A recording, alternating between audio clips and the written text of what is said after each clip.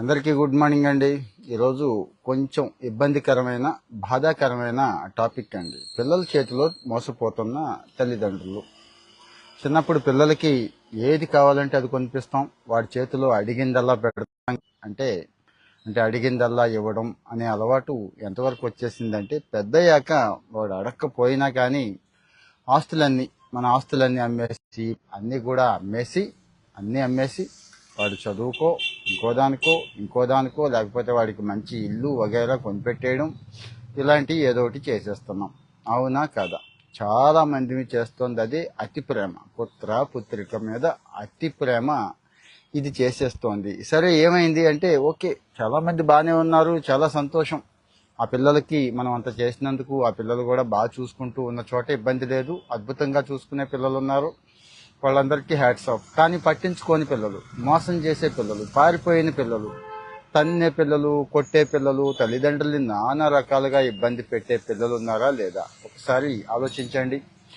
మీకు అలాంటి పరిస్థితి ఉంటే, మీ చుట్టుపక్కల వాళ్ళకి అలాంటి పరిస్థితి ఉంటే, నేను ఇక్కడ మంచి మార్గం అయితే చెప్తున్నాను, మంచి పరిష్కారం కూడా చెప్పడానికైతే ఈరోజు లైవ్లో మనం ఆ సెషన్ అంటే ఈ టాపిక్ ఎంచుకున్నాము. ఇది వాడుకోండి, దయచేసి వాడుకోండి. కాస్తో కూస్తో అంటే మనకు ఆ పరిస్థితి ఉండకపోవచ్చు, ఓకే, భవిష్యత్తులో వస్తుంది కాబట్టి, వచ్చే అవకాశం ఉంది కాబట్టి తెలుసుకుందాం. అందరికీ నండి. లేదు, మన చుట్టుపక్కల ఎవరో ఒకరికి పరిస్థితి ఉంది అంటే ఈ వీడియో ఖచ్చితంగా వాళ్ళకి ఉపయోగపడుతుంది. మీరైతే షేర్ చేయండి. చూసిన ప్రతి వాళ్ళు కూడా పిల్లల వల్ల ఇబ్బంది పడుతున్న తల్లిదండ్రులకి షేర్ చేయండి, దయచేసి షేర్ చేయండి. సరే, విషయంకి వచ్చేస్తాను.